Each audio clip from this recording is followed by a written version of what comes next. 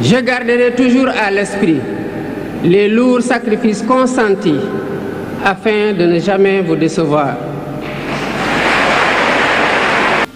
L'éducation, la formation au métier, l'emploi, l'entrepreneuriat des jeunes et des femmes restent des défis majeurs à relever. J'en ferai une priorité élevée des politiques publiques en concertation avec le secteur privé. Je m'engage à gouverner avec humilité, dans la transparence, à combattre la corruption dans toutes les échelles, à toutes les échelles. Je m'engage par la promotion du culte du travail, de l'éthique dans la gestion, de la discipline et de l'amour de la patrie à mettre résolument et durablement le Sénégal dans la voie du progrès économique et social. Je suis déterminé à préserver notre vivre ensemble, hérité de nos ancêtres. Pour les femmes et les jeunes, une partie importante des ressources de la nation sera mobilisée pour abréger leurs souffrances et leur manque de perspective.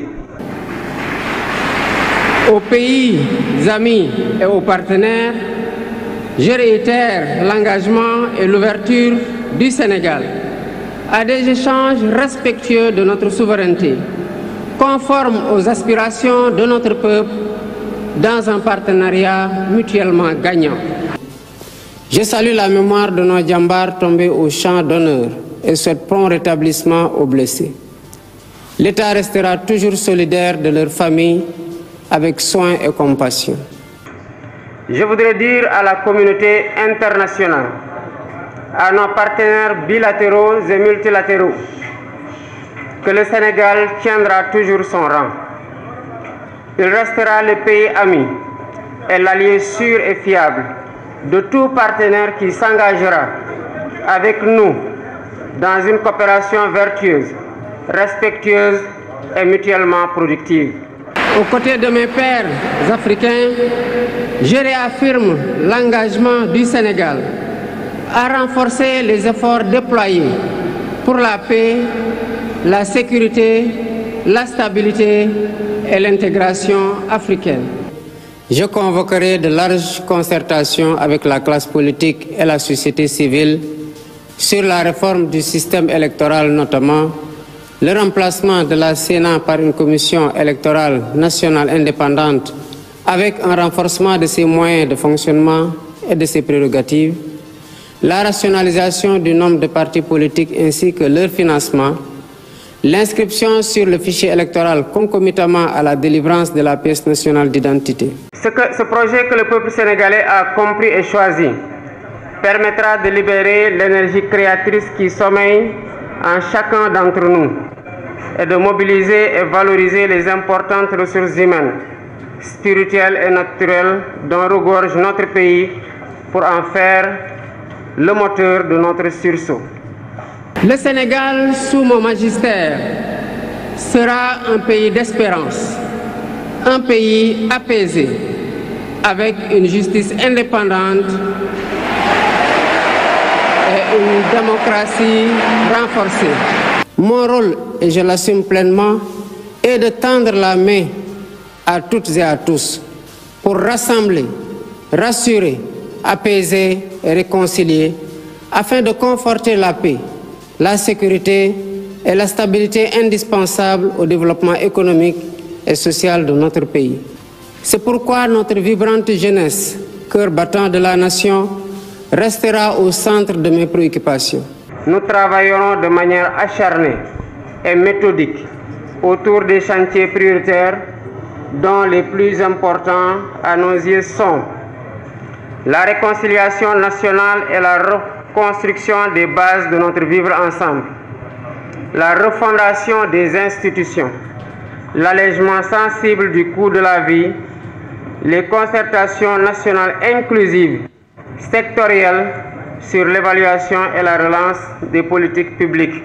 À travers mon élection, le peuple sénégalais s'est engagé dans la voie de la construction d'un Sénégal juste, d'un Sénégal prospère, dans une Afrique en progrès.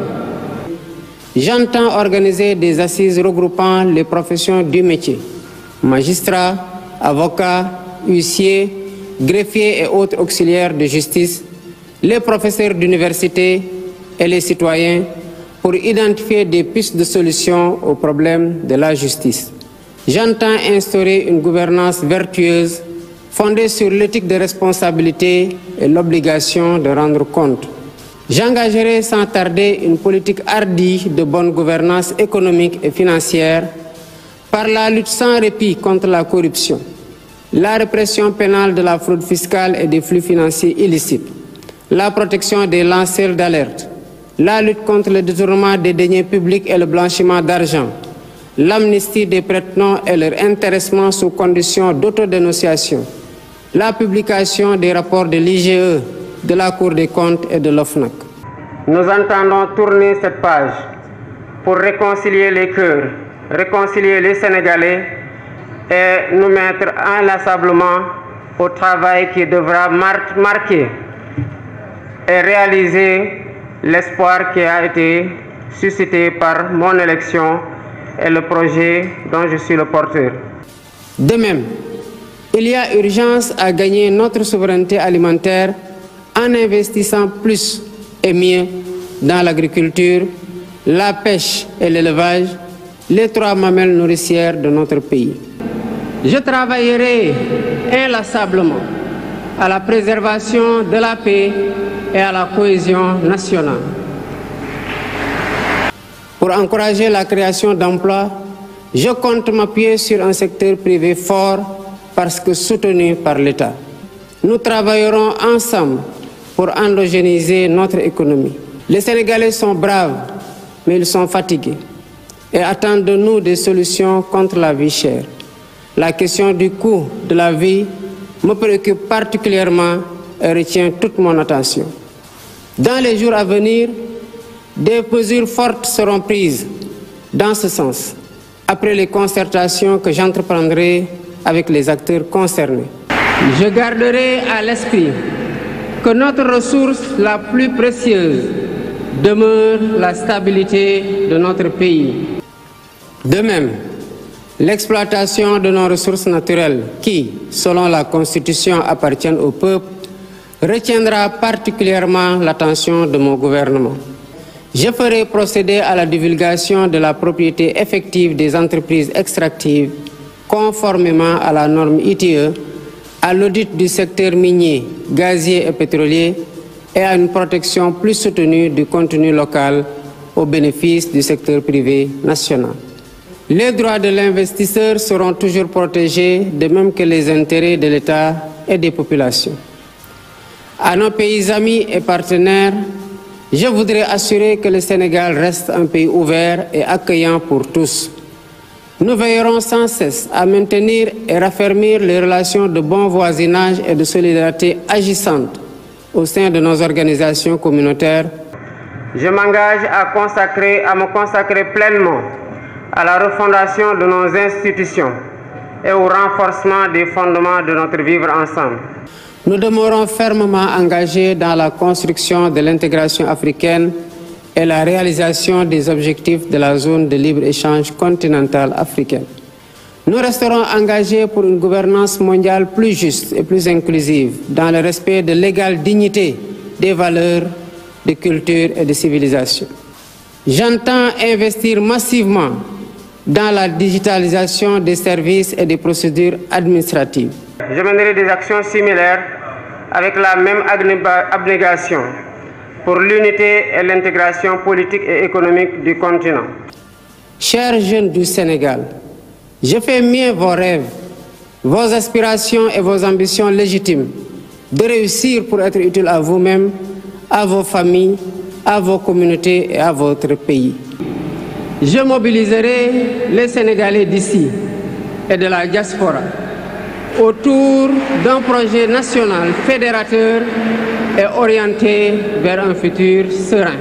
Je tiens particulièrement à ce que les subventions substantielles dépensées chaque année dans la campagne agricole bénéficient aux véritables producteurs et non à des acteurs intermédiaires. C'est à cela que je vous invite dans la communion des cœurs et des esprits.